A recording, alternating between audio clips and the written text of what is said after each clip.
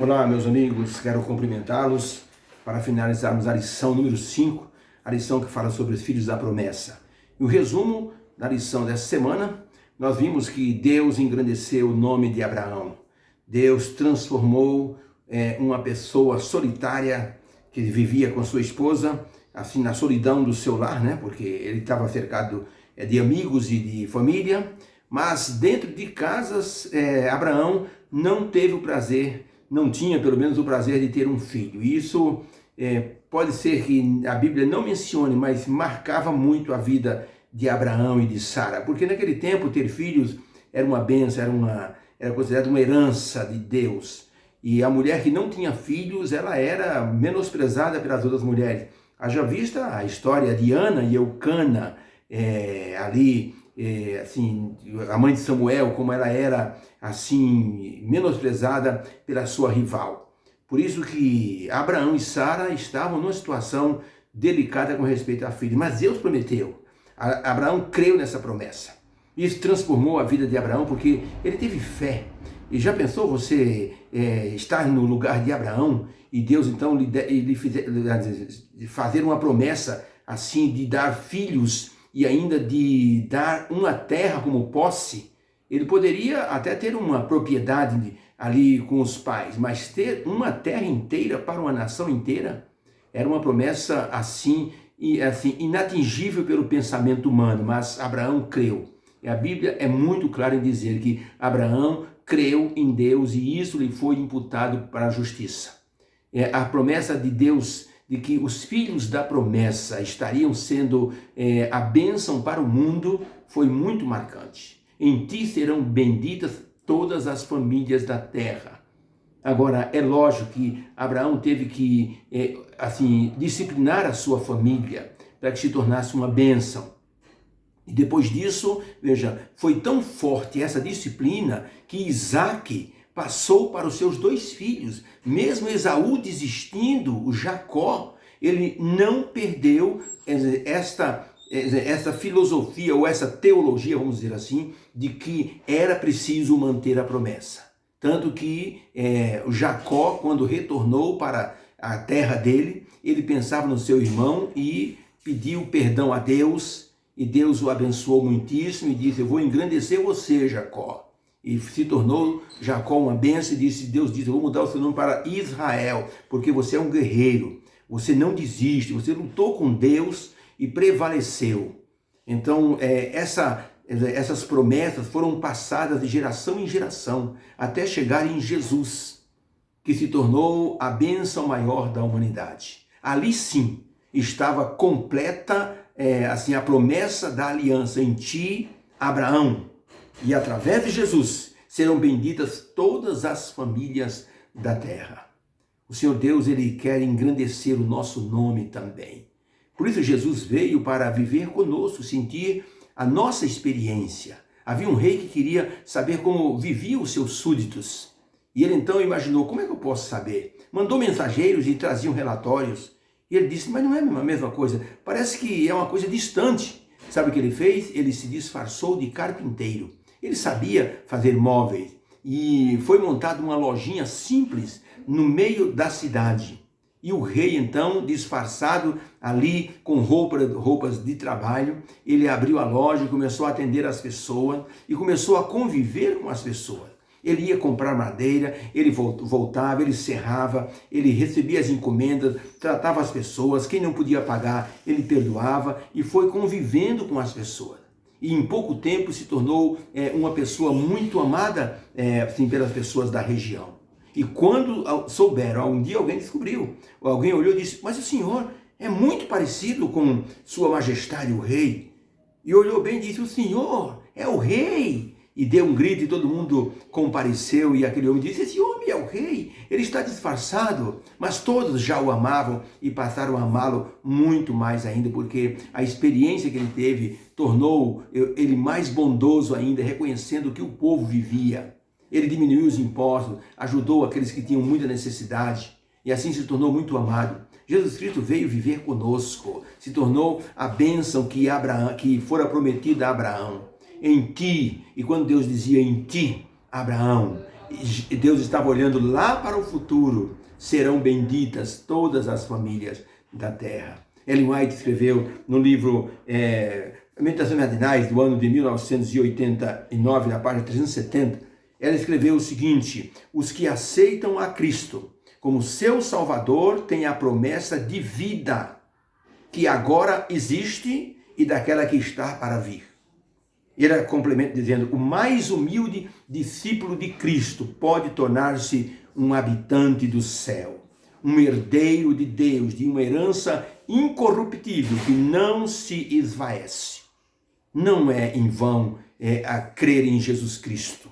Oxalá, dizia ela, todos escolham o dom celestial, tornando-se herdeiros de Deus, daquela herança cujo título está resguardado contra todo e qualquer destruidor. Um mundo sem fim que Deus vai dar aos seus herdeiros. Olha que pensamento maravilhoso.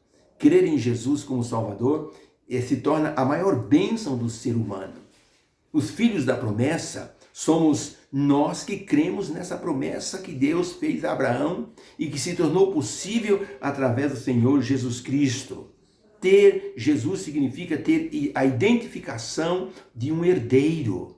Havia um homem na Wall Street americana, uma das maiores, é como se fosse a Avenida Paulista aqui, onde tem muitas empresas de negócios econômicos.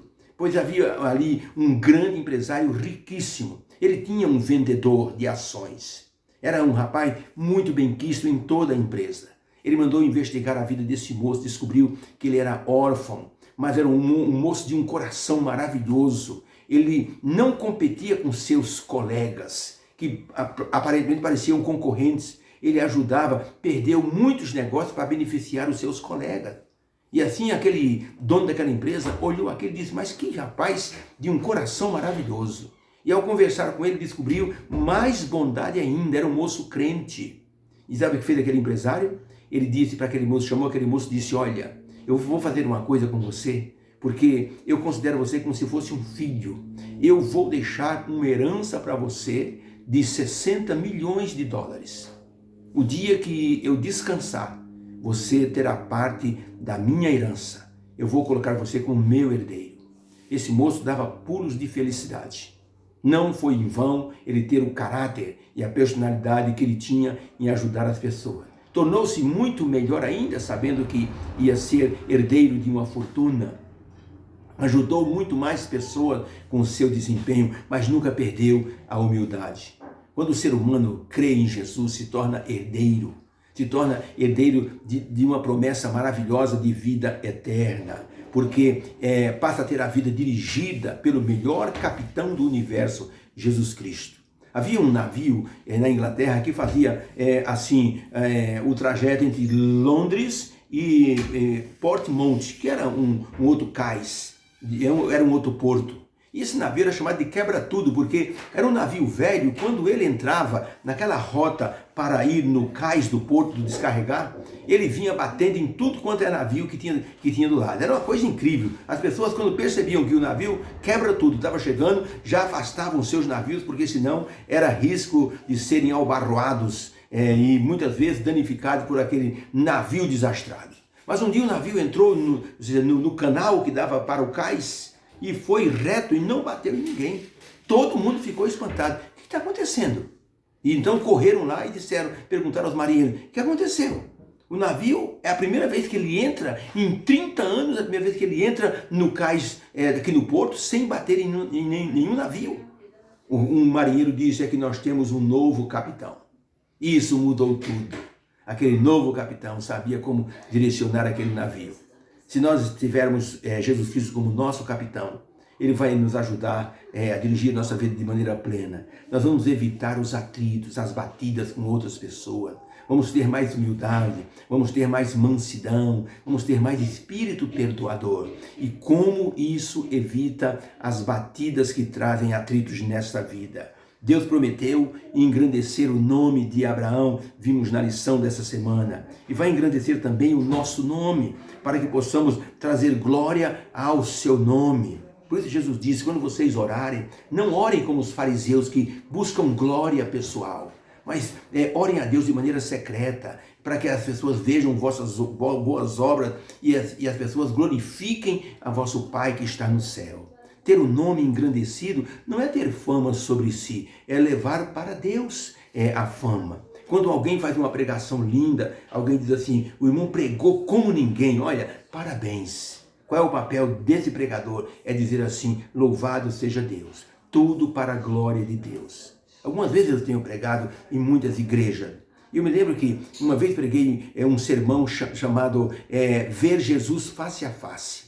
Eu preguei numa igreja. Quando terminei, um ancião da igreja disse assim, irmão Gilberto, olha, se Jesus voltasse hoje, eu estaria com meu coração repleto. O Espírito Santo falou com aquele irmão naquela noite de maneira assim, impressionante. Ele se consagrou de uma forma e estava para abandonar a igreja. Se consagrou como eu nunca tinha visto alguém se consagrar. Eu preguei em outra igreja, havia um rapaz que era um matador profissional, num sábado de manhã. Ele ia passando na frente da igreja, o Espírito Santo impulsionou aquele coração, ele entrou na igreja, assistiu à pregação, ficou impressionado, me procurou no quartinho pastoral, chorando de forma copiosa. Mostrou as cicatrizes das balas, dos tiros que ele já havia levado. Ele me disse, eu ia matar um camarada ontem à noite, não consegui. Eu estava indo matar hoje, eu já matei mais de 260 pessoas. Eu ia executar aquele camarada hoje, mas uma força me colocou dentro da igreja e ouvi o Senhor pregar. Eu quero ver Jesus face a face. Me ensina como é que eu posso ver Jesus face a face. Eu conduzi esse jovem ao Senhor Jesus Cristo e fiquei pensando, quem é o bom na pregação? Não é a pessoa. A pessoa é apenas o instrumento, o Espírito Santo é que dirige nossas ações para a glória de Deus. Então ter o nome engrandecido não é ser o melhor. É ter o melhor na vida. E esse melhor chama-se o Senhor Jesus Cristo, que tornou a promessa da aliança eterna possível de ser cumprida em nossa vida. Que Deus abençoe. Que haja uma bênção no estudo que fizemos essa semana e que possamos entender que somos filhos da promessa e que Deus nos garantiu a herança incorruptível, que diz o apóstolo Paulo, que não pode ser arrancada das mãos daquele que crê em Jesus Cristo. Deus abençoe, que nós tenhamos um feliz sábado na presença do Senhor. Vamos orar. Obrigado, Senhor Deus, pela bênção que tivemos essa semana no estudo dessa lição. Possamos entender que ser filhos da promessa significa representar o Senhor como nosso Pai, para que as pessoas glorifiquem o teu santo nome. Obrigado pela promessa da herança que o Senhor nos dá, que possamos andar, Senhor, de acordo com esta promessa, para que possamos ver Jesus voltar em breve. Abençoe todos os teus filhos, nos dê um feliz sábado em nome de Jesus. Amém. Que Deus te abençoe. Que você seja feliz nesse final de dia e amanhã no sábado. É o que eu peço em nome de Jesus. Até a lição número 6. Fica com Deus.